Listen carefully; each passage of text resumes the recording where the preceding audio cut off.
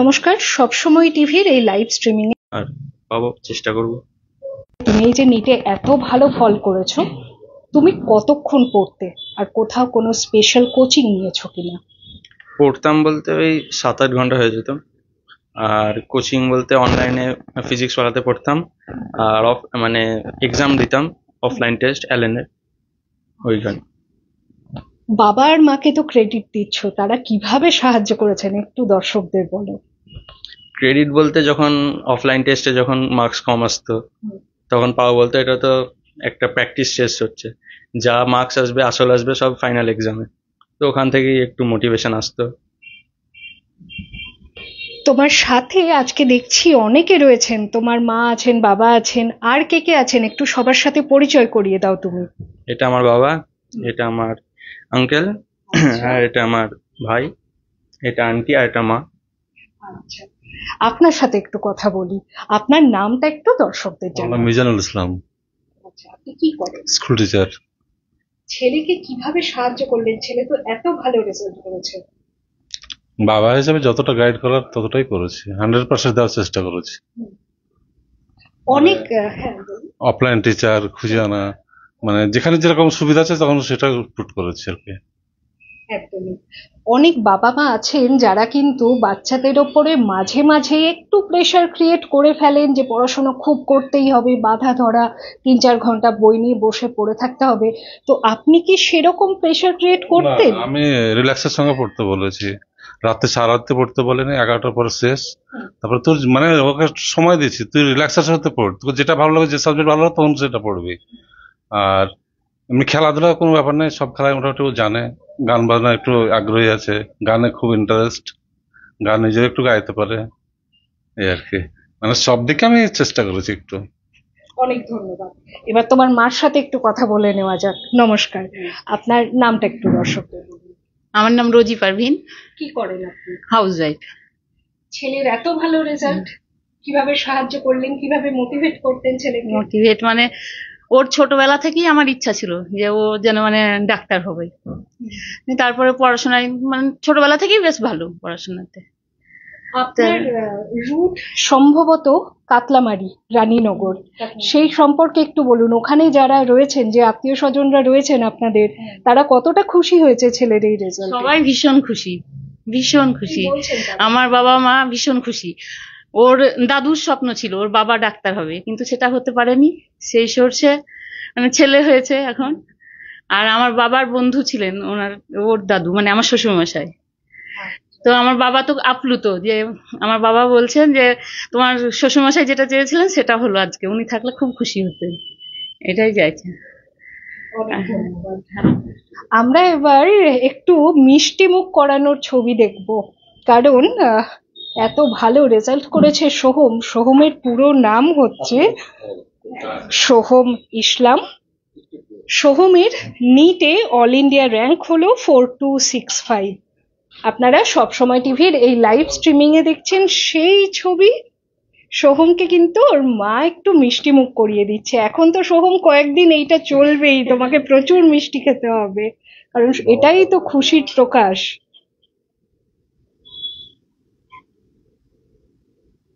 সোহমের বাবা সোহমকে মিষ্টি মুখ করিয়ে দিচ্ছে, এরপরে সোহমের আঙ্কেল সোহমকে মিষ্টি মুখ করিয়ে দেবে, আর তারপরে আমি বলবো সোহমের ভাইকেও একটু দাদাকে মিষ্টি খাইয়ে দিতে।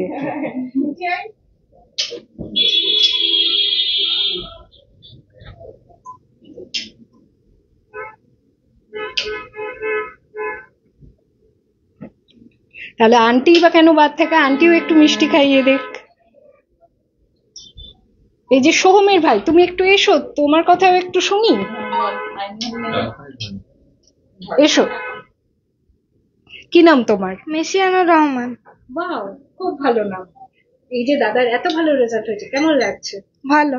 তুমি কোন ক্লাসে পড়ো? আমি 5, কোন স্কুল? Element international school.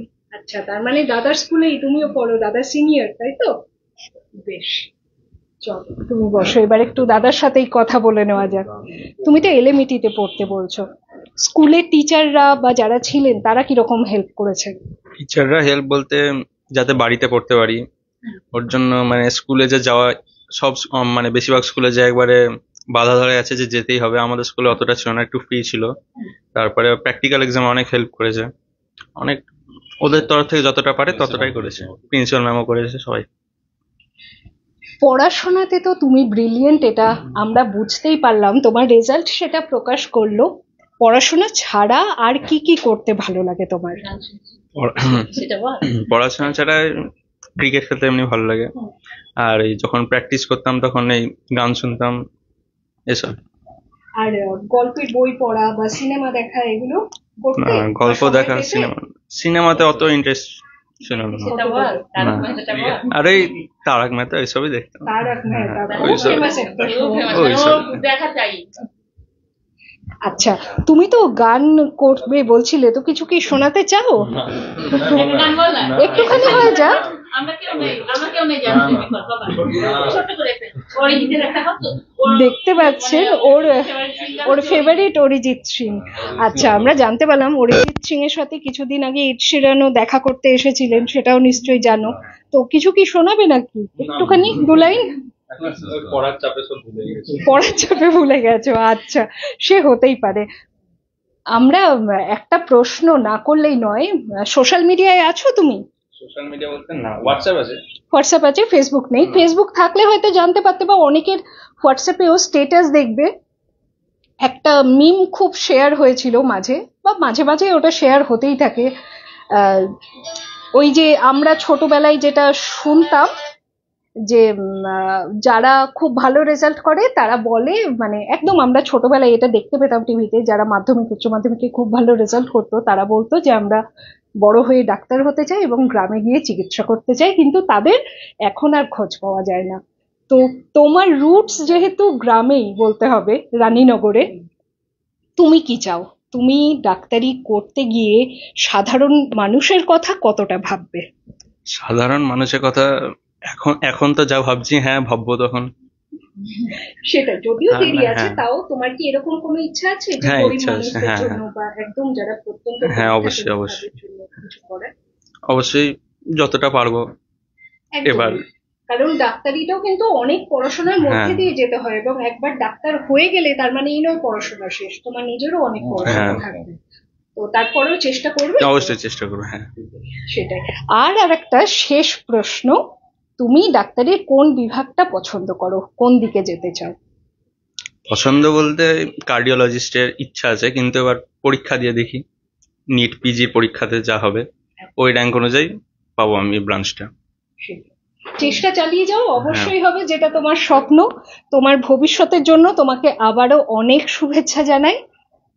আপনারা দেখছেন সবসময় টিভির এই লাইভ স্ট্রিমিং। আমরা এখানে কার্যত এই লাইভ স্ট্রিমিংটা কিন্তু খুব যে ফর্মাল ভাবে করছি তা নয়, আমরা কিন্তু একটা ঘরোয়া আলাপচারিতা, ঘরোয়া আড্ডার মধ্যে আছি। আমরা একটু মায়ের সাথেই কথা বলে নিই।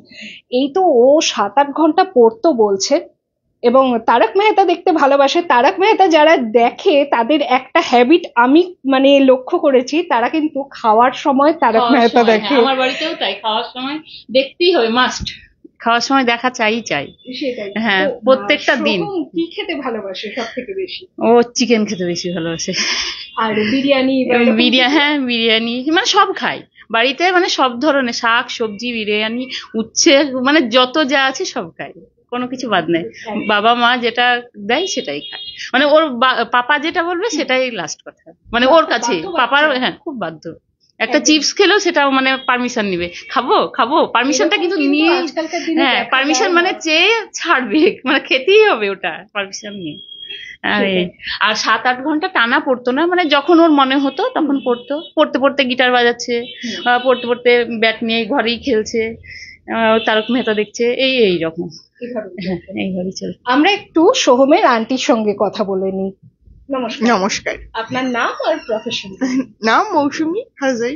আচ্ছা, এই যে সোহম এত ভালো রেজাল্ট করেছে, কেমন লাগছে? ভীষণ ভালো লাগছে, মানে খুব ভালো। সেটাই। সোহমকে কিভাবে সাহায্য করতেন আপনি তো দেখেছেন? হ্যাঁ, ওকে যে সেই কিভাবে ছোটবেলা পড়াশোনা থেকে করে। দেখছি। কিরকম ওর ছোটবেলাটা কিরকম কেটেছে? ভালো, সবটাই ভালো, নিজের ছেলের মতোই বড় হচ্ছে ও। একদম। আপনারা দেখছেন সবসময় টিভির এই লাইভ স্ট্রিমিং আমরা পৌঁছে গেছি বহরমপুরের রানীবাগানে। এখানে নিট পরীক্ষায়, আপনারা জানেন নিটের রেজাল্ট সম্ভবত গত পরশু বেরিয়েছে, তাই তো? তো সেখানে খুব ভালো রেজাল্ট করেছে সোহম ইসলাম, যার সর্বভারতীয় র্যাঙ্ক 4265। তাকে আমরা সবসময় টিভির পক্ষ থেকে একটা ছোট্ট উপহার তুলে দিচ্ছি। একদম কংগ্রাচুলেশনস। তাহলে তুমি আরো যারা নিট অ্যাসপিরেন্টস রয়েছে, তোমার থেকে যারা জুনিয়র, তাদেরকে কি বলতে চাও? এটা বলেই আজকে শেষ করবো। তাদেরকে বলতে চাই 2 বছরের খাটনিটা করে নিতে, কারণ তারপরে তো ঠিকই আছে। যদি 2 বছর না হয় তখন আরো টানতে হবে। অনেক ধন্যবাদ। আজকে ক্যামেরায় রানীবাগান থেকে ছিলেন আমার সঙ্গে নসিব মোহাম্মদ, আমি ছিলাম আপনাদের সঙ্গে সংযুক্তা চক্রবর্তী। আপনারা এরকম সমস্ত লাইভ প্রোগ্রাম এবং সমস্ত খবরের আপডেটের জন্য দেখতে থাকুন সবসময় টিভি, চোখ রাখুন সবসময় টিভির ফেসবুক পেজ এবং সাবস্ক্রাইব করুন ইউটিউবেও। দেখতে থাকুন সবসময়।